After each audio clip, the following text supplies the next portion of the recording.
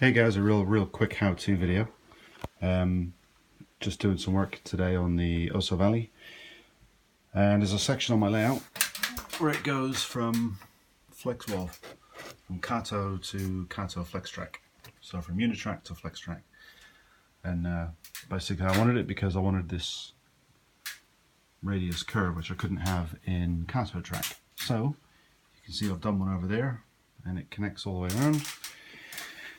And all I did was I used one of these Snaptrack conversions, 20-045. You get two in a packet, and they're very cheap. And then I use these terminal unijoiners that have the wires on the unijoiner section. And then all I did is I figured out that on the connector that stays in, when I pull the track apart, I wanted the white wire. And I needed to use the blue wire to also A, send the power, and B, connect up my flex track. This is actually Kato flex track, and if you've seen one of my other videos, you know that Kato flex track does exist. But here it is in the flesh, and you can see I've just soldered both ends, soldered that side, and soldered that side. And it's really rough because I haven't cleaned it up yet.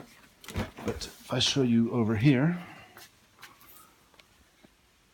well, I've done a similar situation there, and just trim the track bed to fit into the joiner, and that's it. And then all I had to do was connect the flex track together. Where is it? There and there. And because it's a curve, I didn't want the joins next to each other, so don't know if you can see that, but I've got one join there, and a little further down one join there. Okay, and I've tested it with my car, it works absolutely great. Sent a couple of passenger cars across it, no problem at all.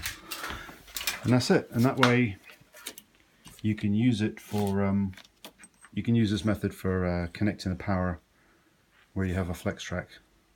In case your flex track section is a power block or a power district. Alright, dead easy to do. Just remember on the, as you can see on the blue wire, I've removed the plastic section, which is, so this is a normal unijoiner. You can see it's got the metal unit inside. Just take out that metal, and that's it. Obviously this will have a cable connected to it, whereas this one doesn't. But you can see, and on the other side I did it with the white one because it was reversed. And that's it, dead simple. Okay guys, thanks for watching.